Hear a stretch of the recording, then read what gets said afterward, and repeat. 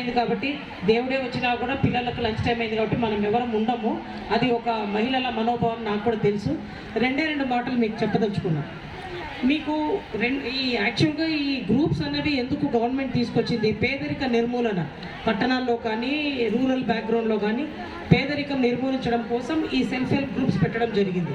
అయితే 2019 ముందర ఈ గ్రూప్స్ ఎలా ఉన్నాయి, మనం ఎలా ఉన్నాము అన్నది మీరందరూ ప్రతి ఒక్కరూ ఆలోచించాలి.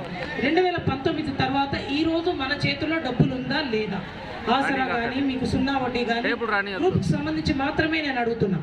25,500 కోట్ల రూపాయలు బకాయిలు గత ప్రభుత్వము మిగిలిపెట్టిపోయిన ఆ బకాయిలన్నీ కూడా చెప్పిన విధంగా 4 విడతల్లో ఇచ్చిన జగనన్నను మనం ఎప్పటికీ మర్చిపోకూడదు. ఇది కేవలం ఒక మచ్చుతునక మాత్రమే. ఎందుకంటే చెప్పాలంటే ఎన్నో ఉన్నాయి విషయాలు. 2019 ముందర ఒక ఆరోగ్య విషయం తీసుకుంటే ఏ విధంగా ఆ ప్రభుత్వం ఉన్నింది, ఒక్క మెడికల్ కాలేజ్ కూడా రాలేదు. అసలు మెడికల్ కాలేజ్ వల్ల రావడం వల్ల మనకేం ఉపయోగం? ఎవరో పిల్లలు డాక్టర్లు చదువుకుంటారు, మనకేం ఉపయోగం అనుకుంటాం. ఒక మెడికల్ కాలేజ్ వస్తే అది ఒక టెర్షరీ కేర్ సెంటర్ అనమాట. అంటే మనకెట్లా ఒక పిహెచ్సి, ఒక గ్రామ మండల పరిధిలో పిహెచ్సిలు ఉంటాయి, మండలానికి 2 పిహెచ్సిలు ఉంటాయి. అదే ఇప్పుడు మనం చూస్తే ఒక తాలూకాకి ఇప్పుడు మనకు ఒక సిహెచ్సి ఉంది. సిహెచ్సి అంటే ఇంకా కొంచెం స్పెషలిస్టులు ఉంటారు. మామూలుగా పిహెచ్సిలు అయితే చాలా వరకు ఎంబీబీఎస్ డాక్టర్స్ ఉంటారు. ఒక టెర్షరీ కేర్ సెంటర్ అంటే మీకు స్పెషలిస్టులు ఉంటారు.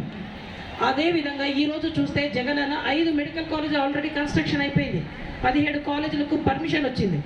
అంటే మనము ఎందుకంటే మెడికల్ కాలేజీలు అక్కడే ఉన్నాయి.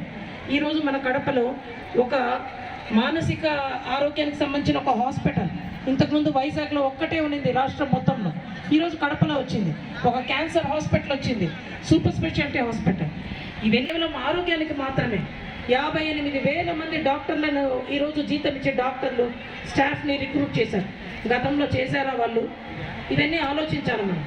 ఆర్టీసీని విలీనం చేయడమే కాదు, వచ్చి రాగానే సచివాలయం సిబ్బంది 124,000 మందికి ఈరోజు ముఖ్యంగా అన్నిటికంటే ముఖ్యమైనది చదువు. పిల్లలకు ఓట్లు ఉండవు, కానీ అట్లా ఇంతకుముందు గత ప్రభుత్వం ఎంత చూసాం.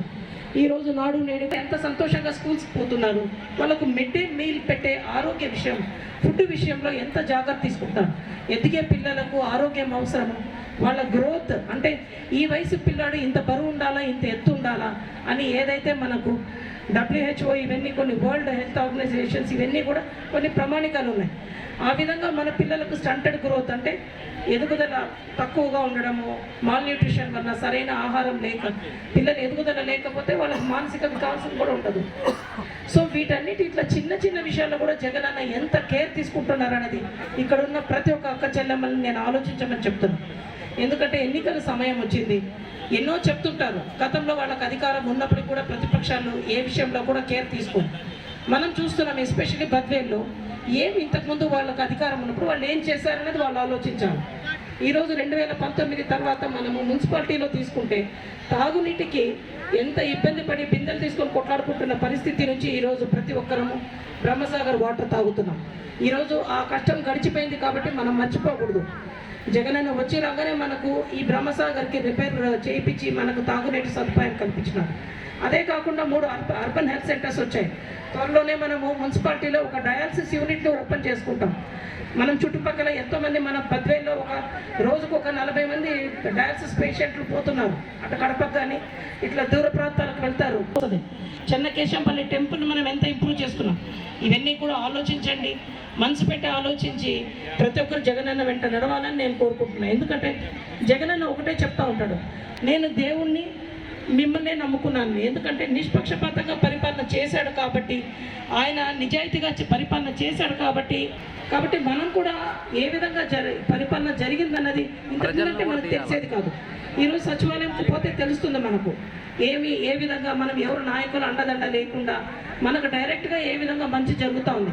మనం ఓటు వేసామా లేదా అని అడగడంలో జగనన్న మీకు మంచి జరిగింటే ఓటు వేయమని అడుగుతున్నాడు. అట్లా దేశ చరిత్రలో అడగలిగిన నాయకుడు ఒక జగనన్న మాత్రమే. కాబట్టి ఇక్కడ వచ్చిన ప్రతి ఒక్క అక్క చెల్లెమ్మని దయచేసి జగనన్న మళ్ళీ ఓటు వేసి గెలిపించవలసిందిగా పేరున ప్రార్థిస్తున్నాను. జై జగన్. ఈ అవకాశం ఇచ్చిన పెద్దలందరికీ ధన్యవాదాలు.